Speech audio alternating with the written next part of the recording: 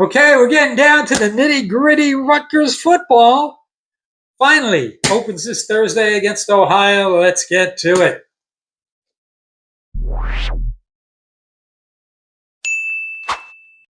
Okay, so we're heading down there. It's crunch time.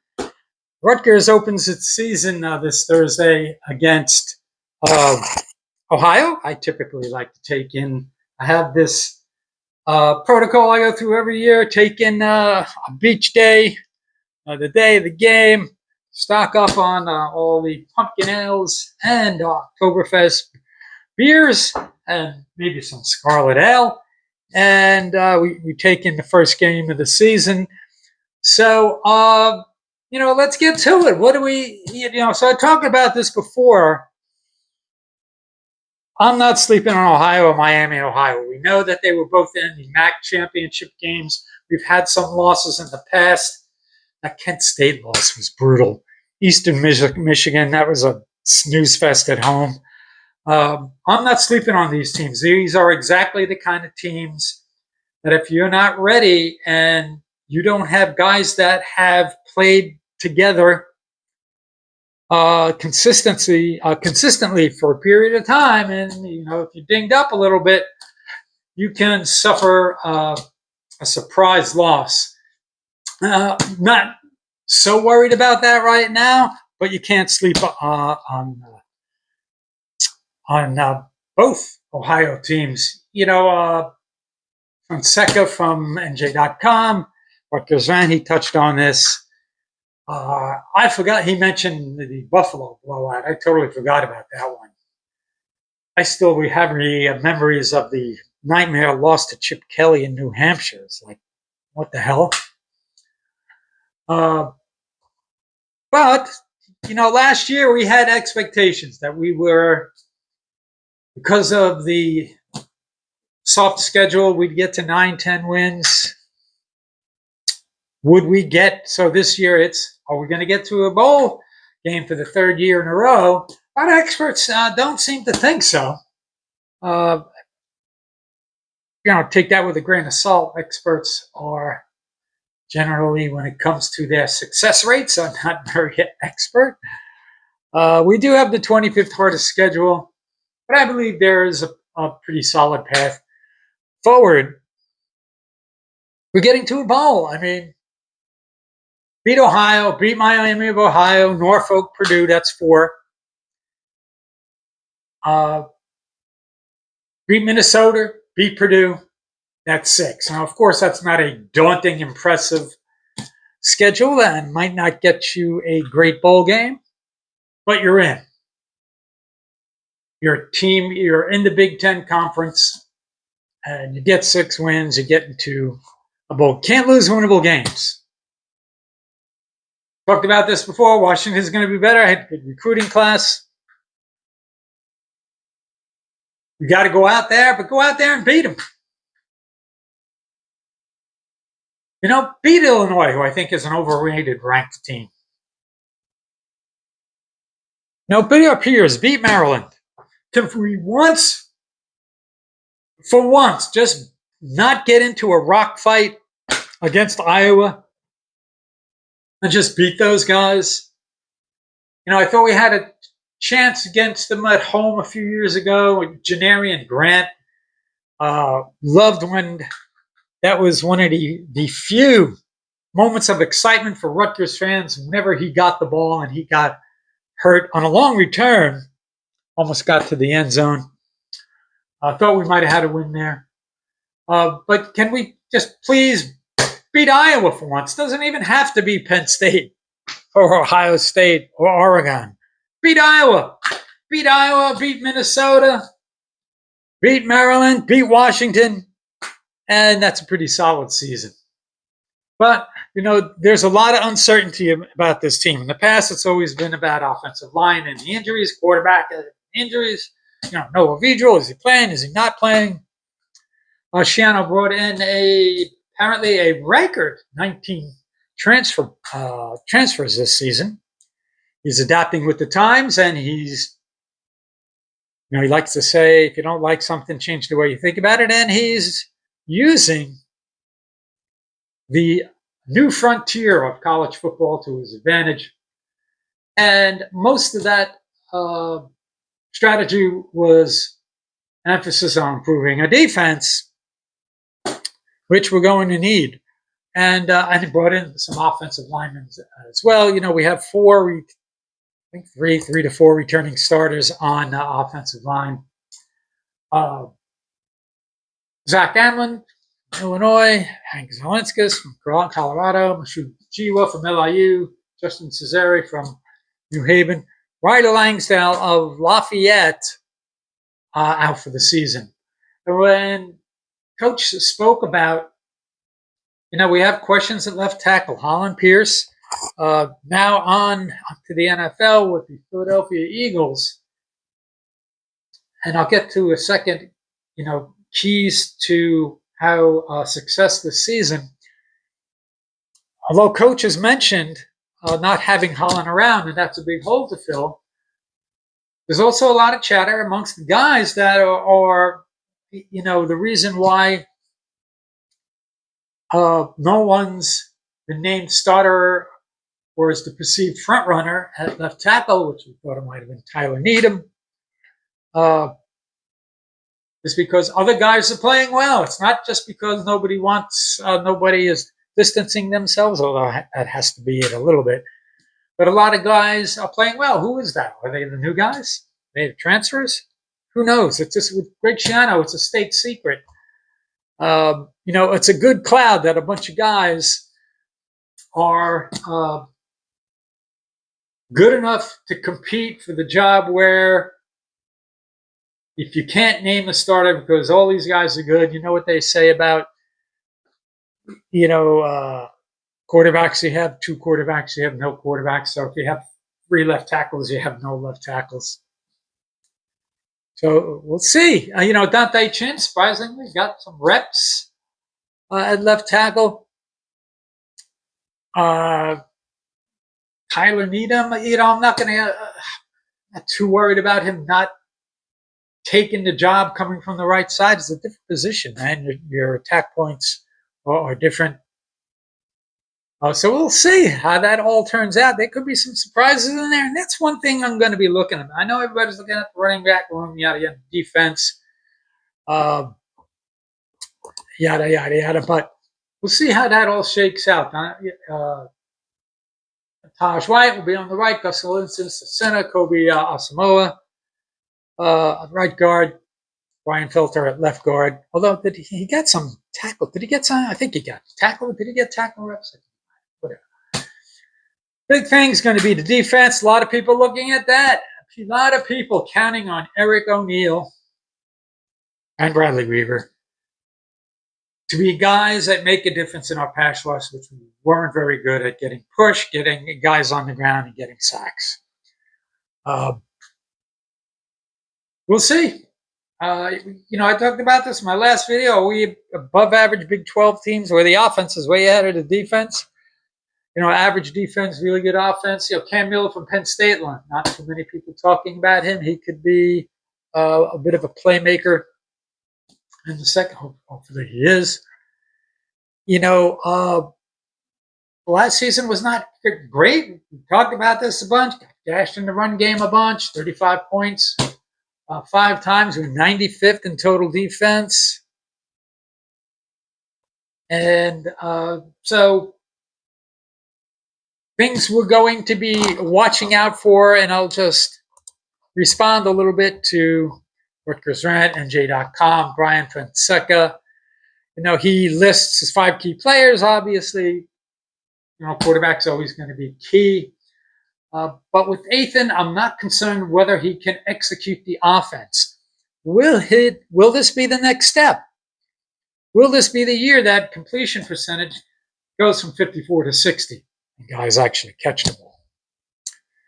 And he is a dual threat quarterback, but he plays and executes and is productive like that dual threat quarterback. I think we know what we have in Ethan. Is he a key player? Quarterback's always a key player. Fonseca also talks about Ian Strong. He basically argues hey, he's got the size, athleticism, third year in the system. Can he assert himself as the go-to number one guy? I think we know what Ian is too.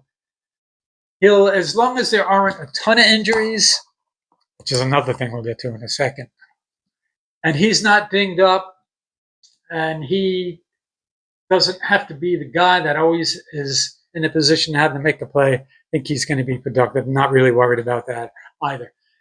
Eric O'Neill definitely is a guy to watch out for because he was really productive at Group of 5 level, 58 quarterback pressures, 18 and a half tackles for loss, which was tied for 6th nationally, 13 sacks, 4th nationally, 3 PBUs, and a pick 6. So not going to get that kind of production against the big boys in the Big Ten, but if he can be a solid, consistent guy that the opposing offenses have to worry about, that's a plus for us.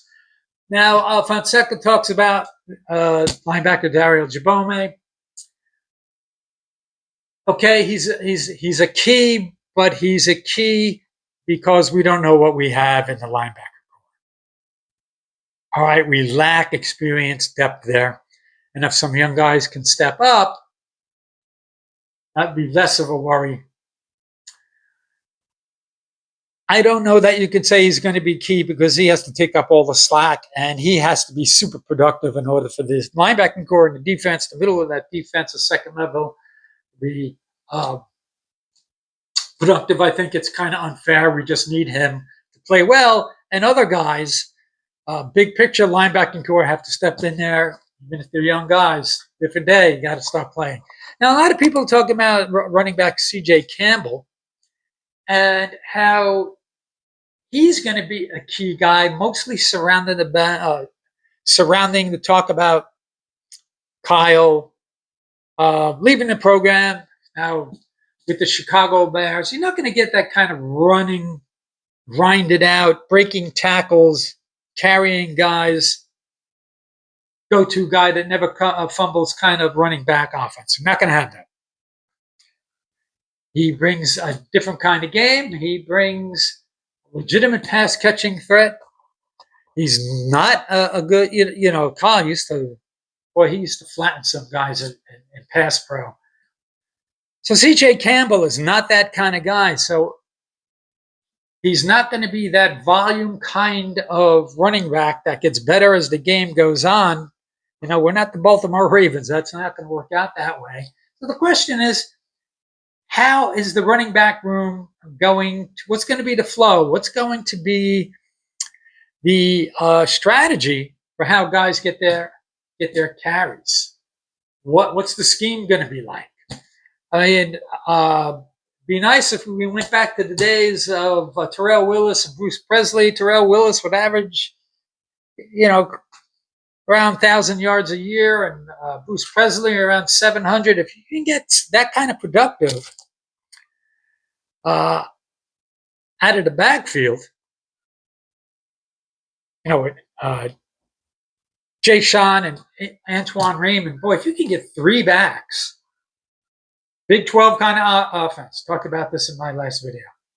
3 backs, collectively, 1,800, 2,000 yards. 2,000 yards would be nice. If you get 2,500 to 3,000 yards in the passing game, that would be fantastic. We can win 8 games that way, even if the defense is average. So although I think C.J. Campbell is a key, once again, it's going to be more about how we scheme the running game offense. That's what it comes down to. And can we utilize C.J. Campbell's skill set as a pass receiver? He had 40 to 50 receptions out of the backfield. 3rd down and 4, and you swing him out of the backfield, and he gets 20. Love that. It's always done to us. See that all the time. If we can complete a screen pass, that's something I'll be watching out for. So that's what we have for key players about storylines to watch out for. Fonseca talks about We reached some milestones last year with Ethan passing for 2,000 yards, 1,000-yard rusher, two 600-yard receivers, and Dymere Miller and Ian Strong. We averaged just under 29 points per game, the most since 29 points per game in 2008, and 30 points in 4 straight games at the end of last year. His storyline is, can we build on that offensive production? I don't necessarily think you're just going to carry, okay, last 4 games, we averaged 30 points per game. That's now going into this season. Different players, different style, different schemes. Kyle's not there. But there'll be other things. Receivers in the system a little bit longer. Guys playing together a little bit longer on offense. I think our out-of-conference schedule this year is a little better. So, we'll see how if the offense takes the next step kind of thing. But I absolutely feel this is not, 3 yards in a cloud of dust, offense we had from 2016 to 2023. So I think we're good in that regard. This is a big one. Fonseca says, can we stay healthy? We're relatively healthy compared to years past, especially at key positions. Sucks losing Ryder Langsdale. We're hoping he was going to be a tremendous pass blocker. And the offensive line, if we can just, we went from quarterbacks running for their lives over the past several, before a couple of years ago to, what was it? We gave up 12 sacks last year, 11, 12 sacks. Or was that the year before? So avoid injuries, especially on the offensive line and defense, which killed us last year and killed our depth. So, and then the storyline is the brutal schedule. Yeah, it's tough. At the top, it's the Big Ten, man. You can chalk up 4 losses. Sad it is to say, but if you can beat your peers and beat your out-of-conference teams, you're in good shape. You'll get to a bowl game. You build more momentum, get better recruiting. And even though a lot of experts pick us to not make the bowl game for the 3rd year in a row, well, ESPN's Power Index has us as a 74% chance. I mean, we really should, unless we get devastating injuries. And the last thing is this the year we pull off a major upset. I would like us, I'm not greedy. If we can scare the pants off of Oregon or Ohio State and it's 35-30 in the 4th quarter, I'll take it. For us, that's progress. For other teams, it's like a loss is a loss. Nonetheless, let's beat somebody good, even if it's Iowa. And key games that Fonseca talks about, Iowa, for obvious reasons, we beat them. Start off pretty well in the Big Ten. We'll be 4-0. Well, 0-4 all time against them, but if we can get that good win early, it gives us a little bit of breathing room. Purdue, I don't really see as a key game. Just go beat them. Right? They have first-year coach Barry Odom. They weren't very good. Just go beat them and not even have that be a key game. Maryland might be. We've had some positive, negative success or outcomes with them recently. But, Loxley's probably on the hot seat. And I think Fonseca sees this as a game that gets us to bowl eligibility, but I see it as not just that, beat your peers, beat Maryland, beat Minnesota. Yeah, if you split games with them or you lose to Purdue, but you get to a bowl, what is that? Who cares? Beat who you have to beat. So, a lot of people say, no, 6-6, 7-5. I think that's absolutely doable. And I don't see any disastrous scenarios where we're 5-7 and we don't have injuries. I think we're going to be an average to potentially above average Big Ten team this year. So that'll do it for now. I'll see you this Thursday. I don't know if I'm going to post from the stadium, but I might. I'll be in section 124. I hope to see you guys out there. Everybody enjoy the week. And go RU.